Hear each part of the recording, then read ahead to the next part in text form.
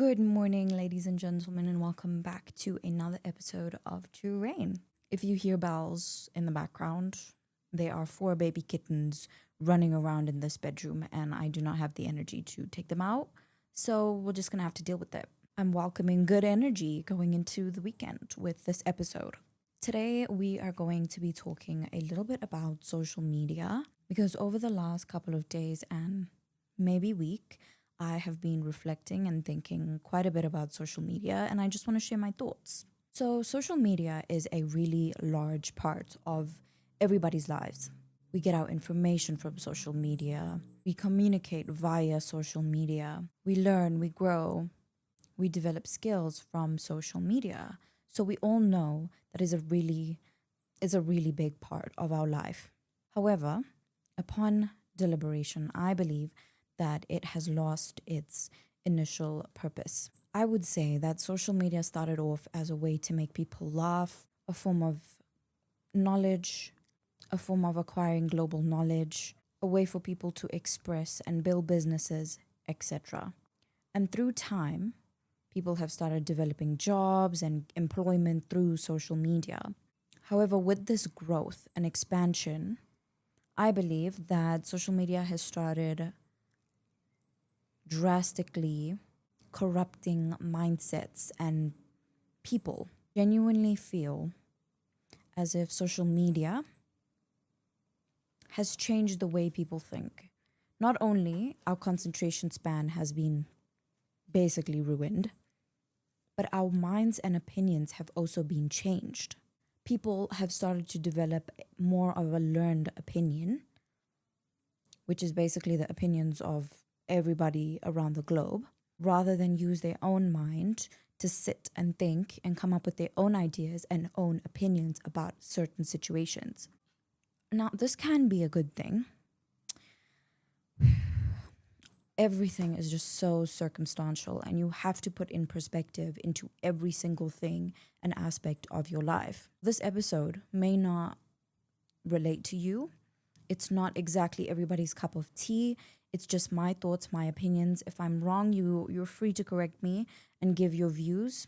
But personally, I believe like it has overtaken me as a personal opinion. I believe that it has changed the way I think to some extent.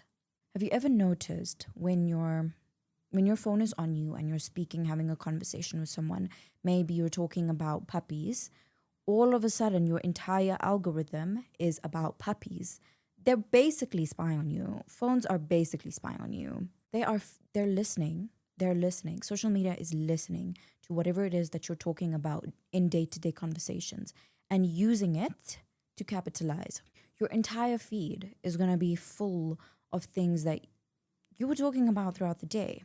Whenever emotions are at its highest and peak, say you're going through breakups or you're having friendship breakups or having troubles with your family, your Instagram and your TikTok is going to feed you with things that you want to hear rather than give you the truth. Why? Because that's how they make money. They're making money out of people's emotions. Sometimes we crave validation. We go through a situation and we want validation that we are right and they are wrong. We turn to social media. Why? Because we know subconsciously it's going to tell us and give us a new perspective that we never knew existed. Quick water break. My papa bought me this Stanley bottle full of rhinestones. It's my favorite. Have you ever seen on social media, people talk about the 90-second theory? Well, it's not a theory because it is scientifically proven. Whenever you are going through anger, frustration, sadness, any emotion that you're feeling, you should wait and stay silent for 90 seconds. Why? Because our brain is going to react immediately in a way that is not neutral, not sensible, and is full of emotion.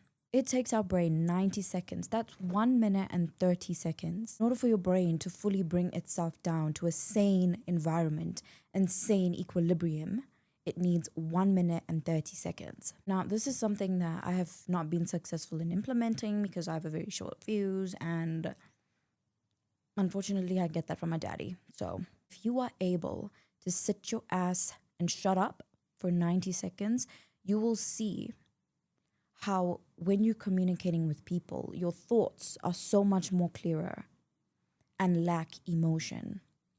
Now, emotion is not a bad thing. Social media has portrayed emotion as being a bad thing. They talk about you need to conceal your emotions in relationships because people take advantage of things like that. That is just bogus to me because God gave every human being an emotion, multiple emotions. God gave some more sensitivity and others more stoicism. Stoic? Is that a word? More toughness, I guess you could say, emotionally. And if emotion was bad for you, why would we have it? In cases of business, there is a strategy, and people have certain personalities that cause them to be more successful. But it's a skill to know when to use emotion and when not to. I feel like I need lip balm. Shit. Don't judge me, I'm just a lady. Shut your ass up, I'm just a lady. On social media, they have portrayed a certain standard around, say, a romantic relationship. And that causes a lot of problems. And I know somebody out there is going to talk about, oh, if you have a strong will, then things that you can consume are not going to easily penetrate your mind because you have a strong will and you know exactly who you are. Rubbish. Complete rubbish. Our minds have breaking points. They have areas where certain influences can penetrate you. You can be the most strong willed, I know exactly who the fuck I am type of person. Come to social media, feeding you the same idea over, and over again. Repetition. Social media has become a way of comparison. I'm going to use the most basic and easiest example ever: relationships. You're in a romantic relationship with somebody, you're in love with them, care about them, you're in a happy, healthy place. Now your algorithm is finding out that you're in a relationship. They're seeing the way you're speaking, they're listening to, oh, baby this, baby that, I love him, I love her. They're going to feed you with relationship advice or relationships, online relationships. You're going to see men buying women G-Wagons, buying them Birkins, taking them here, doing this, doing that. You are going to start comparing your relationship to the one on social media. And that is where you create a toxic standard. Because you're in love, you're in a healthy relationship. What works for you is working for you.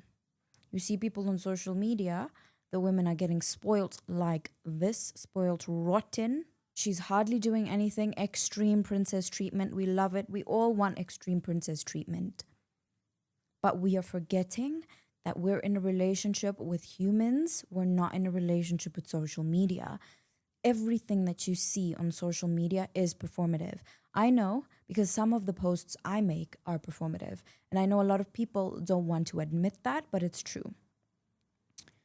I created social media to be my aesthetic. And in order for it to be a certain way, look a certain way, I have to think about what I want to post and the type of aesthetic and aura that I want to bring to my social media platform. That is a strategy. That is performative. You can be yourself on social media as well as have an act. You can be both. Authenticity is not determined on what I decide to post and what I don't. Curated, everything on social media is curated. People would not post things unless they want a reaction out of the public, unless they want to be seen, unless they want people to hear them. They would not post because there's no reason to.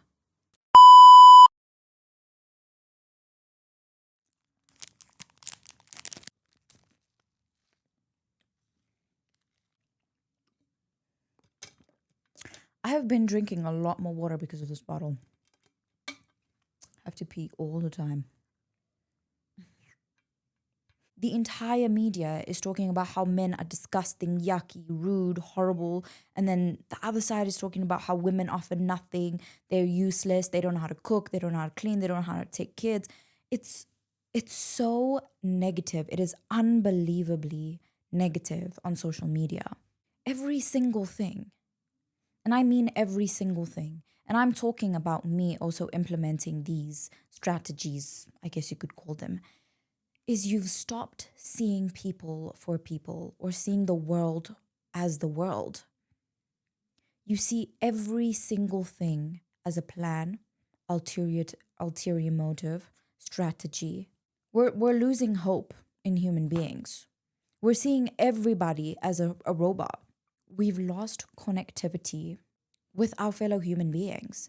And I'm not saying everybody's good. No, there are some very bad people in the world.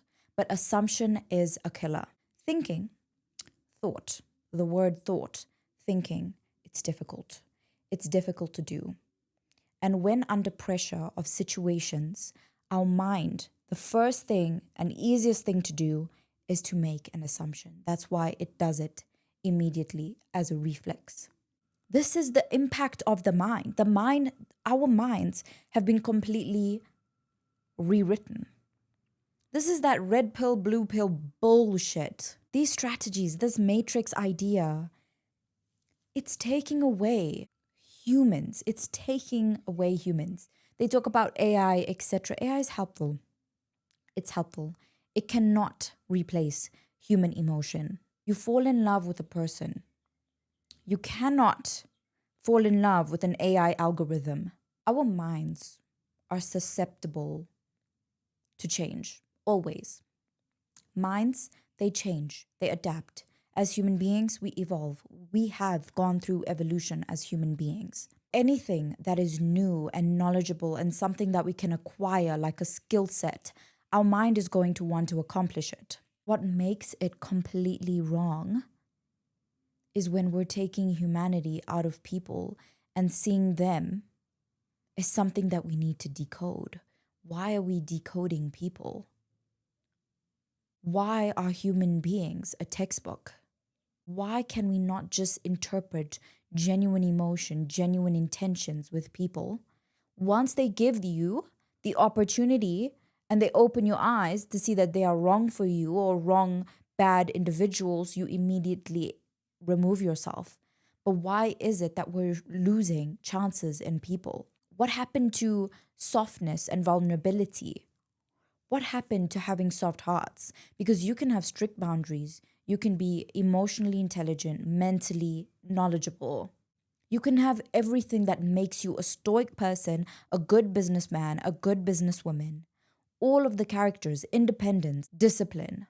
You can have all of these qualities while still having a heart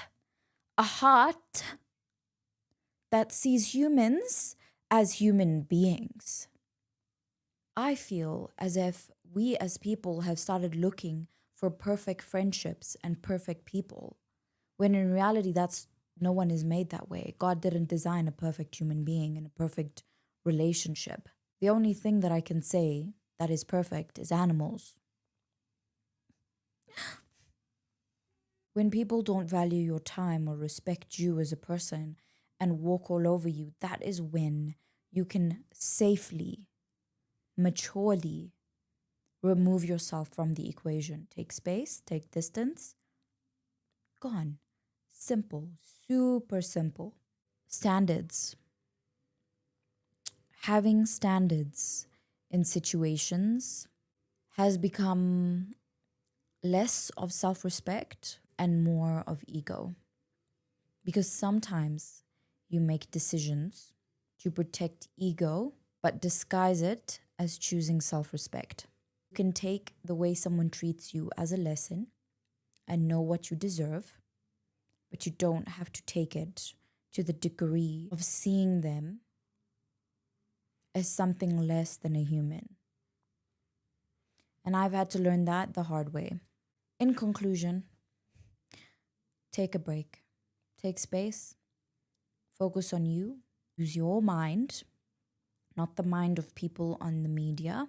Make your own choices. If it's wrong, it ends up being wrong. If it's not wrong, perfect. Trust in the unseen and trust humans to be humans and not robots. Don't let go of your perception of human beings and the perception of the world. Just because social media tells you differently. Believe in your religion, believe in your values, your character, and your standards. Don't allow a phone, an algorithm, to change your core as a person. More and more, I'm meeting robots. I almost became a robot. When you find yourself slipping, catch yourself and then change yourself. Thank you so much for tuning in to another episode of True Rain, and I'll see you in the next one. Bye bye.